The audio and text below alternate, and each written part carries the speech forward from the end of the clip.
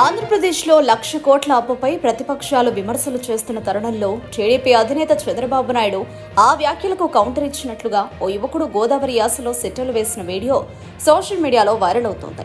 ఈ వీడియోలో యువకుడు తనదైన శైలిలో మాట్లాడుతూ చంద్రబాబు 1,00,000 కోట్ల అప్పులను తీర్చడానికి ప్రత్యేక వ్యూహం రచిస్తున్నారని, అందులో భాగంగానే జనసేన అధినేత పవన్ కళ్యాణ్ ను రంగంలోకి దింపి కేంద్రం నుంచి నిధులు రాబట్టే ప్రయత్నంలో ఉన్నారని ఎద్దేవా చేశాడు. అలాగే ఎన్నికల హామీలను నెరవేర్చారని ప్రభుత్వంపై ఒత్తిడి చేస్తున్న ఏపీ ప్రజలు గతంలో ఏ ప్రభుత్వమైనా అన్ని హామీలు నెరవేర్చిన చరిత్ర చంద్రబాబుకుందా అని పరిశీలించాలని వ్యాఖ్యానించినట్లు యువకుడు తన వీడియోలో ప్రస్తావించాడు. అంతేగాక గత 4 దశాబ్దాలుగా రాష్ట్రంలో అబద్ధపు రాజకీయాలు నడుస్తూనే ఉన్నాయని, అయినప్పటికీ ప్రజలు పునరావృతం మళ్లీ అదే నాయకులను గెలిపిస్తూ వచ్చారని, నిజానికి ఇది ప్రజల తప్పిదమేనని గోదావరి యాసలో కడుపుబ్బా నవ్వించేలా సెటలు వేశాడు. ఈ వీడియో ప్రస్తుతం సోషల్ మీడియా ప్లాట్ఫామ్లలో ట్రెండింగ్ అవుతోంది. నెటిజన్లు దీన్ని చూసి భిన్నమైన అభిప్రాయాలు వ్యక్తం చేస్తున్నారు.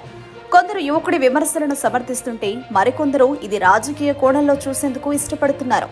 సమాజంలో విభిన్న దృక్కోణాలను, ప్రస్తుత రాజకీయ పరిస్థితులను హాస్య రీతిలో ప్రజలకు అర్థమయ్యేలా చెప్పే ఈ వీడియో ఇప్పుడు తీవ్ర చర్చనీయాంశంగా మారింది. ఈ వీడియో చూసి కామెంట్ చేయండి.